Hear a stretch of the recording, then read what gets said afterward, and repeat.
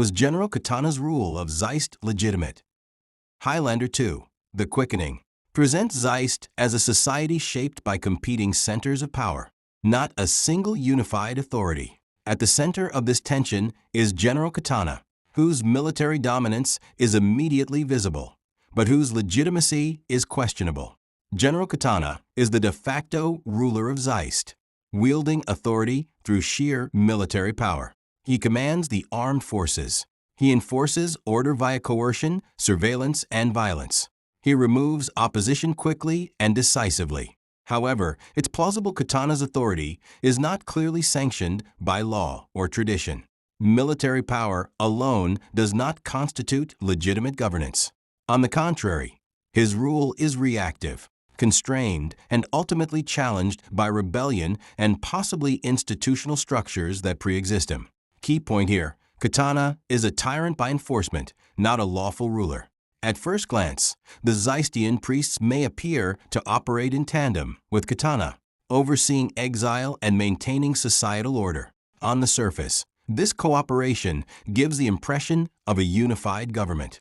However, several factors reveal their independence and institutional authority. The priests control a device, termed the exile mechanism. They hold the power to enforce exile, even against prominent dissidents. This suggests a government system that predates Katana. They are not his appointees.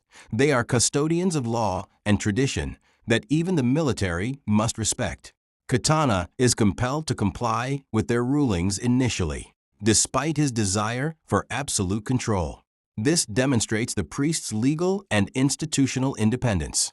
By exiling dissidents to Earth, creating immortals like MacLeod and Ramirez, the priests display possible foresight beyond Katana's immediate rule.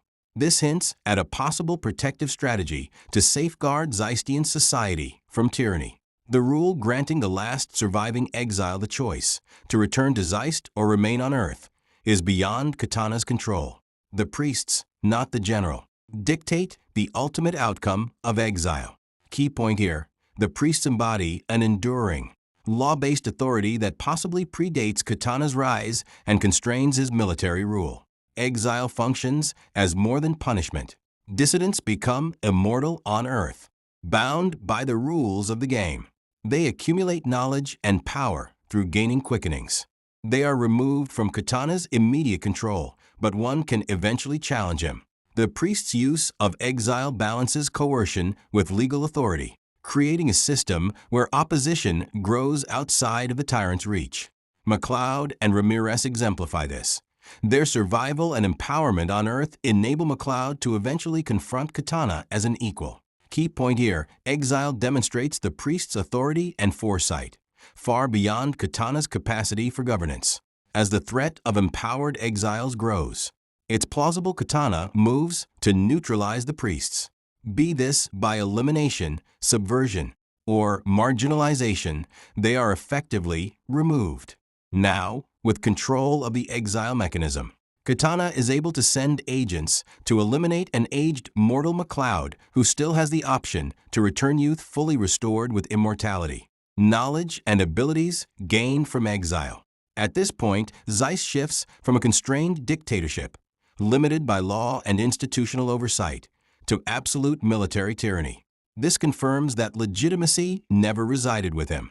In conclusion, Katana's rule was not legitimate. Katana's authority is force-based, not law-based. He was subject to judicial oversight, indicating he was not the ultimate sovereign. By defying the priest's authority, sending agents, and ultimately going himself to Earth to eliminate MacLeod, Katana proved that his rule was never legitimate, only tyrannical.